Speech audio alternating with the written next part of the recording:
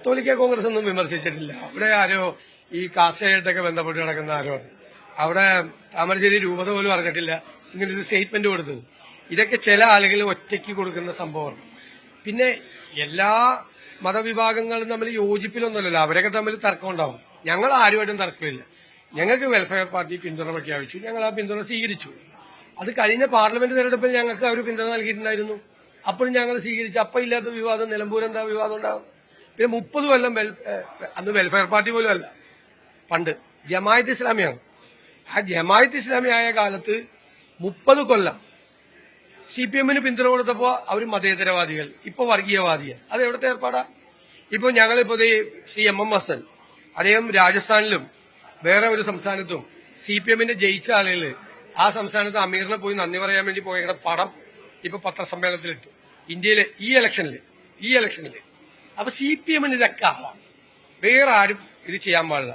അവരുടെ കൂടെ നിന്നാൽ മതേതരവാദി അല്ലെങ്കിൽ വർഗീയവാദി, അത് കയ്യിൽ വെച്ചാൽ മതി. ഞങ്ങൾക്ക് പിന്തുണ കൊടുത്ത് ഞങ്ങൾ സ്വീകരിച്ചു.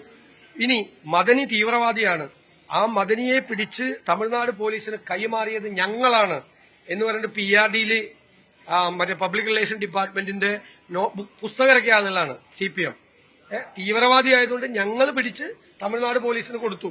എന്നിട്ട് ആ മദനിയുടെ പാർട്ടിയുടെ പിന്തുണ CPM-നുണ്ട്, ഒരു കുഴപ്പമില്ല. പിന്നെ ഏതാണ് മഹാത്മാഗാന്ധി വെടിവെച്ച് വന്ന ഹിന്ദു മഹാസഭ, അവരുടെ പിന്തുണ മേടിക്കാം CPM-ന്. ആ ഹിന്ദു മഹാസഭ ആ സന്യാസി ഒരു തലയിലൊക്കെ കെട്ട് വന്ന് ഭയങ്കര വർഗീയവാദിയാണ്, ഒരു കുഴപ്പമില്ല CPM-ന്. മദനിയുടെ പാർട്ടിയുടെ പിന്തുണ സ്വീകരിക്കാൻ ഒരു കുഴപ്പമില്ല. ഇതൊക്കെ ചുമ്മാ വെറുതെ എല്ലാ തെരഞ്ഞെടുപ്പ് കാലത്തും വളരെ ഏർപ്പാടാണ്. ഇവിടെ പ്രിയങ്ക ഗാന്ധി 4 ലക്ഷം വോട്ടിനെ ജയിച്ചത്. ഇവിടെ മാത്രം ഈ നിലമ്പൂരിൽ മാത്രം 65,000-ലധികം വോട്ടിന്റെ ഭൂരിപക്ഷം ഉണ്ടായിരുന്നു. അപ്പൊ ഈ വിജയരാഘവൻ ഇവിടെ ചാർജുള്ള ആള് എന്താ പറഞ്ഞത്? അത് തീവ്രവാദികളുടെ വോട്ട് കൊണ്ടിട്ടാണ്. തീവ്രവാദികളാണ് ഇവിടെ, അവർക്ക് വോട്ട് ചെയ്ത 95,000 പേരാണ് ഇവിടെ വോട്ട് ചെയ്തത്. അവർക്ക് 95,000 വോട്ട് ചെയ്തപ്പോ LDF സ്ഥാനാർത്ഥിക്ക് 29,000 വോട്ടാണ് കിട്ടിയത്. അപ്പൊ ഈ പ്രിയങ്ക ഗാന്ധിക്ക് നിലമ്പൂർ നിയോജക മണ്ഡലത്തിൽ വോട്ട് ചെയ്ത 95,000 പേർ തീവ്രവാദികളാണോ?